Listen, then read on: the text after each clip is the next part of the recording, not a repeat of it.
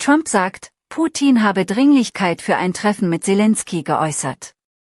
Learned that tells him that Vladimir Putin would be willing to make a deal for him, for President Trump. Well, the president has learned a lot, which is part of the reason he opened up this dialogue. The previous administration, who oversaw the beginning of this war, refused to talk. And President Trump has always said, in order to learn, in order to move the ball forward with diplomacy and towards peace, you have to have open dialogue. And so that's why the president has had several conversations by phone and, of course, an in-person meeting last Friday with President Putin. He also has talked to President Selenskyj dozens of times, had him here at the White House yesterday, and he's understanding what both sides want, what both sides are going to have to give up. And he has always said, in order to get a good deal, both sides are going to have to walk away a little bit unhappy. So he continues to learn a lot throughout these conversations, which is why we've seen progress from both sides. And I would also just add, when it comes to learning and moving the ball forward, look at how both Russia and Ukraine have actually talked directly for the first time in many years, thanks to the efforts of this president and this administration. Specifically for President Trump, though, what do you think Putin's motivation is to try to do something for President Trump, as opposed to just resolving the conflict? I think, as I just spoke to in my opening remarks, Kelly, Russia and all countries around this world actually respect the United States again. And the president is using the might of American strength to demand that respect from our allies, our friends, our adversaries all around the world. And we've seen that not just lead to progress with Russia and Ukraine, but also we've seen it in the closing of 7 global conflicts around the world as well.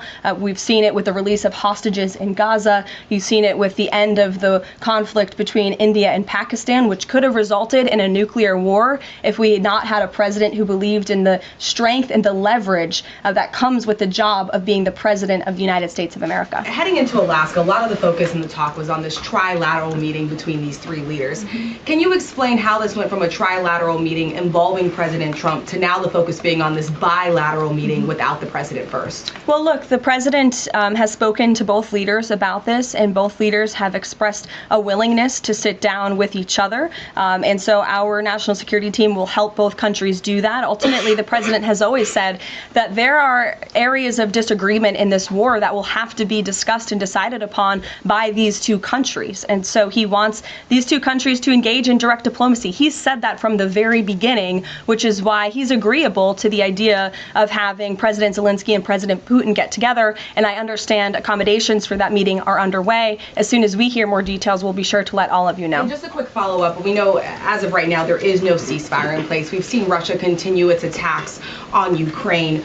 What indications is the president getting from Putin that he wants to have this meeting with Zelenskyj soon?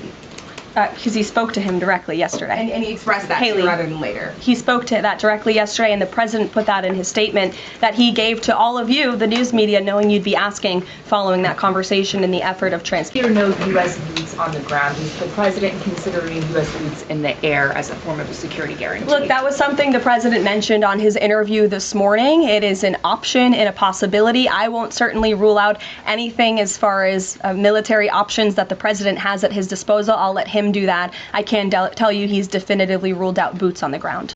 Just about the possible venue for the talks, can you confirm that Putin suggested Moscow as a venue for the bilateral talks? And if so, doesn't that indicate that Putin is perhaps not serious about this, that he's suggesting a venue that there's no way that Zelenskyj is going to go to?